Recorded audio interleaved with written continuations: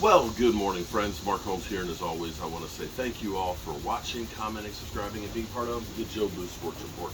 Without you guys, as well as you ladies, you know that this literally does not work.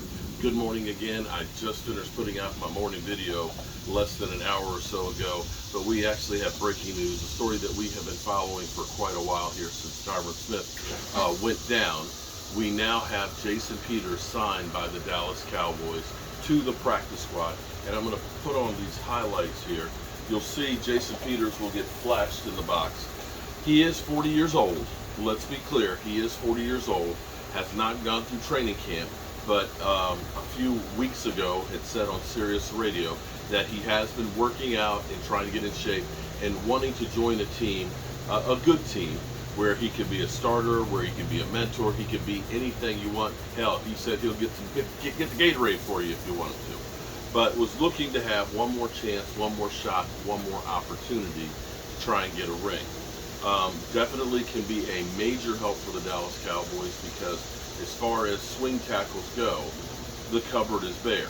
This is definitely a better move than, say, a Ty Nsekhe, who was an older player but did not have the pedigree of a future Hall of Famer. He is from Texas, has a home in Texas, and it's interesting to me because of all the years that he played, I believe 11 for the Eagles, of being a thorn in the side of the Dallas Cowboys and being that guy who trolled the hell out of the Dallas Cowboys. How does this work? Well, he is signed to the practice squad. There's no details on the contract right now, but it's not a very big one, I would imagine. Somewhere around the $2 million range or so, full of incentives. Money is not really an issue. Ability is at this point. They're not looking for Jason Peters to start, at least not right away.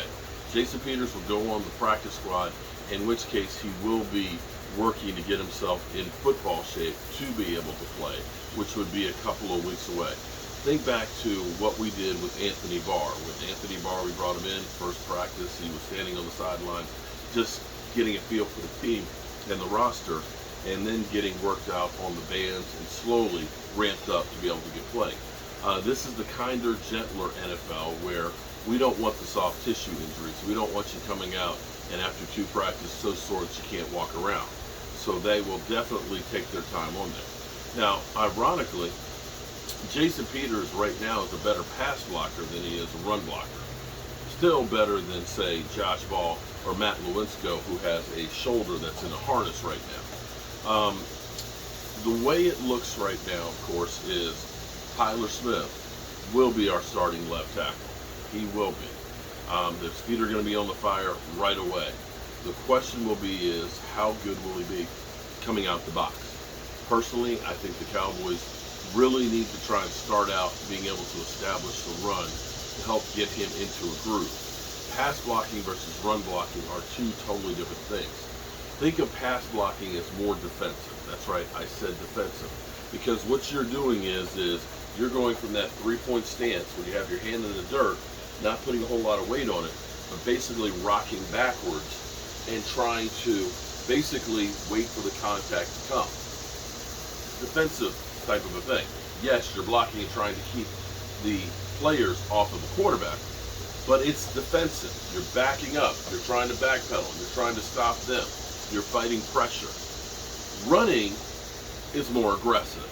Running, and here's one of the telltale signs that it's a run play.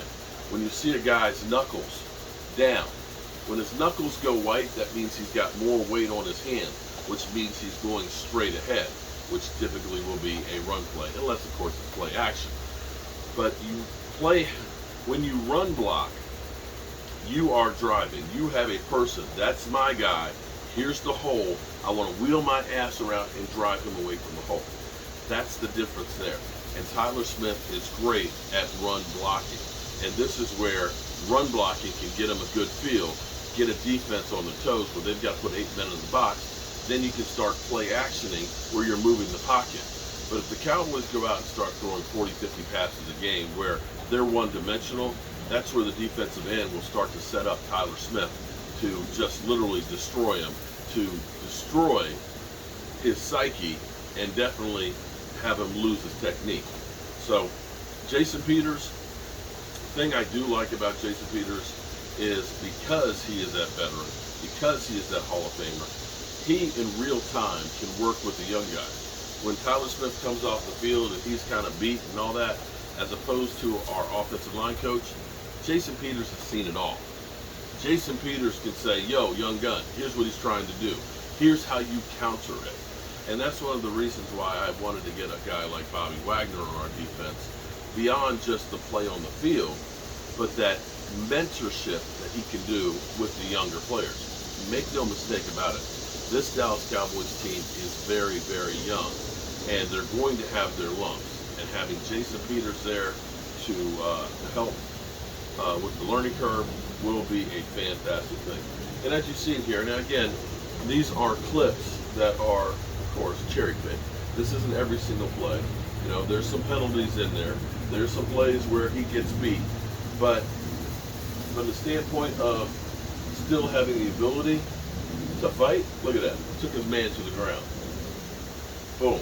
Look at that. Drove him past the hole. Look at this. I'm not mad about this sign. Eagle fans, of course, are laughing right now at us and saying, yeah, you got Jason Peters, he's a bum. Okay. Well, I hope that Jason Peters comes in, plays some valuable time for us, and plays outstanding, and helps lead us past the Eagles. So that way those Eagle fans out there can eat a little crow. And there's nothing wrong with Eagle fans eating crow. In fact, I love that. But as I've been watching this now since Tyron Smith, I've watched this YouTube video over and over and over again. Jason Peters, if we can at least get that guy from last year who played 15 games, we could be okay. It's not going to be the greatest offensive line in the world, but if we can just be at least decent to good, we'll be all right. So we'll see the press conference, I'm sure, sometime today. We'll definitely get the details on how much the contract is. We know that Catboy, a.k.a. Stephen Jones, has to be ecstatic, and it has to be a cheap contract, because now, you know, he's going to be, yeah, I brought in Jason Peters, dirt cheap. I brought in Anthony Barr, dirt cheap, for less than they wanted. And we built a team here that we believe we can compete with. We'll see if the Cowboys have any more moves up their sleeves. Right now, you still got to be looking for talent that may end up helping you get better. I'm Mark Holmes, and well, I appreciate you guys. We got some more work to do out here on the Outdoor Man Cave. We're going to get some rain the next couple of days, so I definitely want to have everything in place before then. I'll see you soon.